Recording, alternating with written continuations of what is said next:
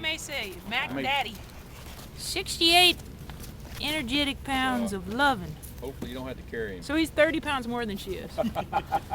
Here, You can carry two of her compared to one of him. Here. There. And Alan, you said that this is Ivy is one of a litter of just two. Is that right? Correct. Ivy and Chemo, and a girl that had cancer actually named them when she was getting chemo treatment.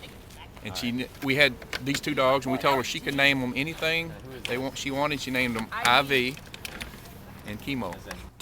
Does the kennel recognize one of you guys as the alpha?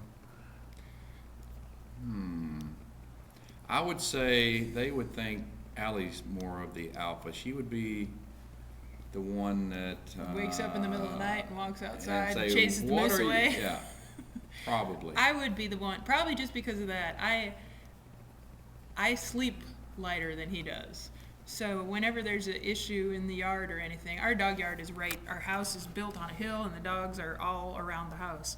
And so just actually 2 nights ago, before we left the kennel, there was a moose and walking through the yard, so I'm the one who wakes up. So I never knew about it. I'm the one who goes out, chases the moose away, and all the dogs go, thanks, that's great, So I would say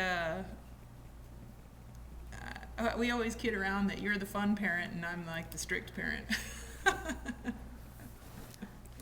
And you guys don't don't, like that. and you guys don't have young kids together, right? So there's no No.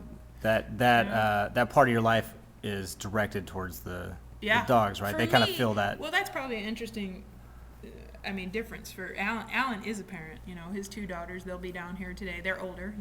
They have families of their own, and I have never been a parent. So the dogs are my kids, and that's kind of sick, but it's true. When you were Monday morning quarterbacking the Iditarod last year, like when you came home and were kind of thinking about it,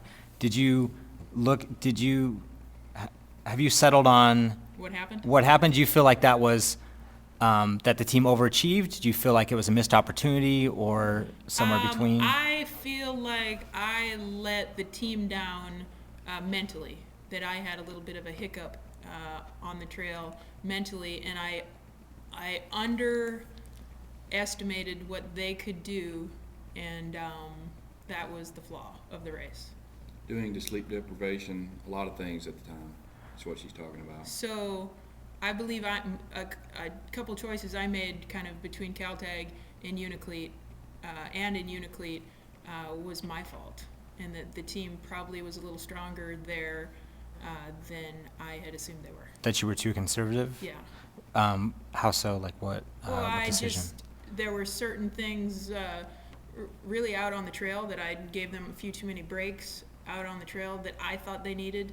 I had a long run from Caltag to Uniclete, a lot longer than most of the teams, and that was due to me stopping out there and giving them some breaks and food and snacks and that kind of thing. And so I think that I was worried about them more than I should have been, and it was really me that was that I was not doing so well. So, but I got back on board after a little bit of sleep, and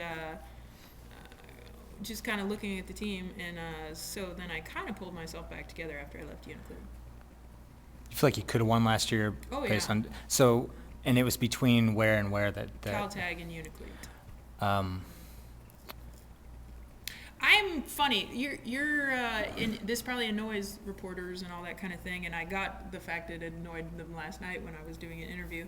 I'm not gonna get out there and be the cocky little shit that a lot of people want me to be and say I'm ready to take this race and I have the best team ever and everyone get out of the way. And what was the quote this morning in the ADN from Mitch Seavey, that I know it sounds arrogant, but we're the top competition in the world, and that kind of thing.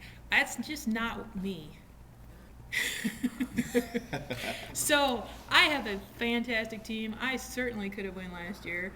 I know that Dallas Seavey was looking in his rearview mirror because he told me, and that this year, boy, we have a great team, and I'm pretty excited about it. And whether we can win. We could have won the last 2 years, and whether we will win or not, I can guarantee you one thing, that I will try my absolute darndest. Who's the competition? That Dallas Seavey, I heard he's pretty sassy this year. Well, of course you got to look at Dallas, because he won last year. he should have a good team. Heard his father's doing pretty well too. Yeah, and his father kind of he wants to be above him, I guess. He wants to beat him. He wants to beat his son. What about Jake Berkowitz? I heard he has a good team. Probably so. There's like 15. There's some young guys out there that are chomping at the bit. Jake Berkowitz, Pete Kaiser. And they've done very well here in the past. So, How do you feel about the Smith boys? Well, they always come from behind. If they went a little bit quicker, a little earlier, then they would really be up there. How about that Eskimo from out west? How's his team look? Eskimo from West. Oh, John Baker? Yeah. Well, he won 2 years ago, so what do you think about him? As me. I think there's probably 15 teams that can win. Probably. Really? I mean, any 15 could be first. I mean, I know it depends on circumstances on the trail. So I mean, our team, first team that could win for sure. I think Dallas probably has the same caliber team. I think Mitch. I mean, Criminy, he's got 200 dogs to choose from. How could he not have a winning team? Before I forget, is your team better than it was last year? What do you think? I would say yes. I mean, people asked me that before the Quest, and I said yes, and I believe they were. They were a lot faster. I mean, we did it in 8.5 days or whatever. Granted, we didn't have to do a 50-mile section, but we still would have done it in 8 days, so it's really fast. So I think they're better.